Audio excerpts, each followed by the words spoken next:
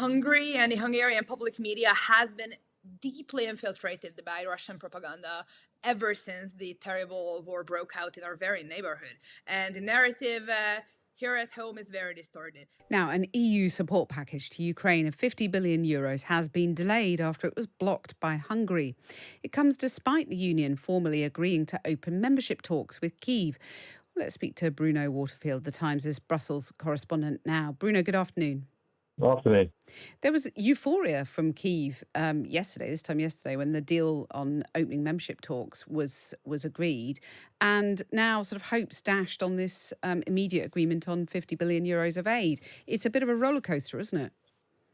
Yes, it is. I mean, I think Kyiv is quite used to roller coasters at the moment, not least the fact they're fighting a war with Russia, but also the fact that funding has been embroiled in political wrangling in Washington as well. So they're definitely worried about what's going on. But the EU will meet again in another summit, either at the end of January or at the beginning of February. And President Macron said a few minutes ago that he thinks that there will be a deal via the EU budget with the agreement of everybody, including Hungary, largely because it's not just about money for Ukraine. It's for monies like Hungary to tackle illegal migration, substantial sum of money, some 9.6 billion euros. But Hungary at the moment is arguing if the EU wants to use its budget, which has to be agreed by all 27 countries, then Hungary expects the EU to pay it some 22 billion euros that Hungary is entitled to, that has been frozen because of a rule of law concern. So it's still in play.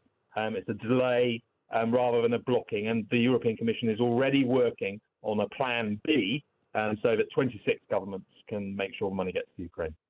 Bruno Waterfield, thank you very much. That was the Times' Brussels correspondent there. Well, let's turn now to speak to Katalin Cseh, who's a Hungarian member of the European Parliament, who's on the line now. Good afternoon, Katalin. Hi, good afternoon.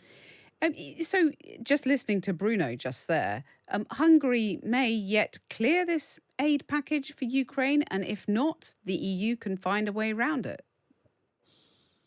Well, I certainly hope that we can approve the aid package to Ukraine as soon as possible. This is the basic and fundamental security and also humanitarian need for every European citizen. And frankly, I find it abhorrent that Hungarian leader Viktor Orbán has blocked this package. I am very hopeful that at latest at the end of January, we can find a solution. And also, it's very important to know that unanimity voting is not the only way towards helping Ukraine. Other mechanisms exist also that would not require every single member state coming on board. So I hope that leaders will act responsibly and help Ukraine in their fight for democracy and for European values. And you used a very strong word, abhorrent, to speak of the Prime Minister Viktor Orbán there. I mean, clearly you're his political opponent, so I guess you would say that. But what does the Hungarian public make of this spectacle of Hungary blocking this aid? Well, unfortunately, Hungary and the Hungarian public media has been deeply infiltrated by Russian propaganda ever since the terrible war broke out in our very neighborhood. And the narrative here at home is very distorted. But however, what every Hungarian needs to realize is that Ukraine is our neighbor. And it is not only our moral imperative to help them, but also our security imperative. We need a strong and stable neighbor next to us, a Ukraine that is member of the EU, instead of a Ukraine that is weak or even losing the war, so that we could have Russia as our neighbor. That is of nobody's interest, only of Vladimir Putin. And frankly, I have doubts and concerns about what motivates Viktor Orbán when he vetoes in the Russian interests in the EU. I mean, he's a very useful ally for Vladimir Putin, isn't he? Indispensable. In fact, he's given him an early Christmas present. Well, and it is like absolutely shocking for me to be confronted over and over again that the elected leader of my country has been acting as the Trojan horse of Putin at the negotiating tables. And frankly, I really hope that also European leaders take the consequences away from this, because if we continue to push forward with unanimity, when you need every single vote, if a dictator only wants to buy up one leader or one government, they will end up in the same situation. Right. So we have to solve Ukraine, the funding situation, and also welcome Ukraine in the EU as soon as possible. Well, it's fascinating what you're talking about there, the stumbling blocks within the EU. So do you think that they should change the rules to ensure that unanimity is not a bar to agreeing this kind of thing in future?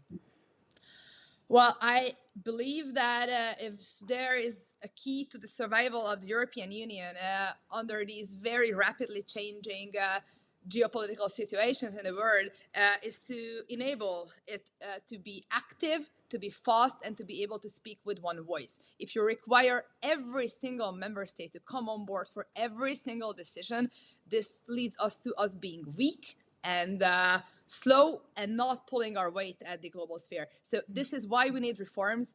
European citizens have been also calling for it. We had a conference for the future of Europe, a very long consultation with citizens, and also this is their demand to make reforms so that we can help our citizens and we can also be a more proactive global player.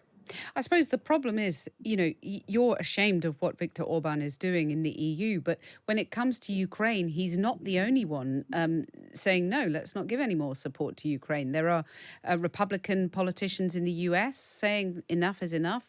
Ukraine has got to fend for itself. So there is sympathy with this kind of war fatigue that has set in, isn't there?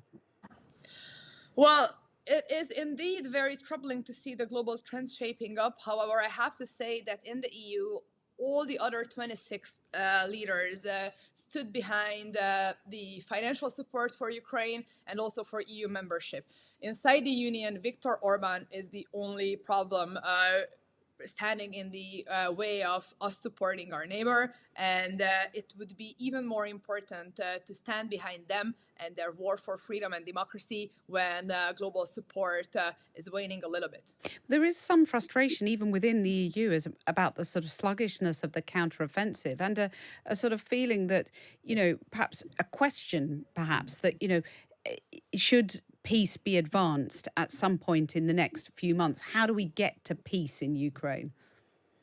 Well, I believe getting to peace depends on Ukraine. And if we want a good and just and long-lasting peace, then what we have to do is to help Ukraine to prevail at the battlefields, to be in a strong position to achieve the victory that they have been fighting for. I don't think that a peace on Putin's terms would serve the interest of anybody in our continent apart from Vladimir Putin. So this is why we have to support Ukraine even more. So Ukraine shouldn't be forced to make a single concession in any peace deal, in your view?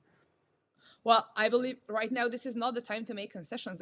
Right now, the time is to fight back and push Russia out of Ukraine. And this is why we have to stand behind our Ukrainian neighbors.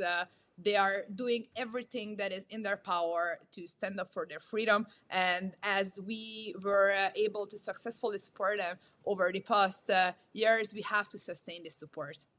Katalin Cseh, thank you very much for joining us.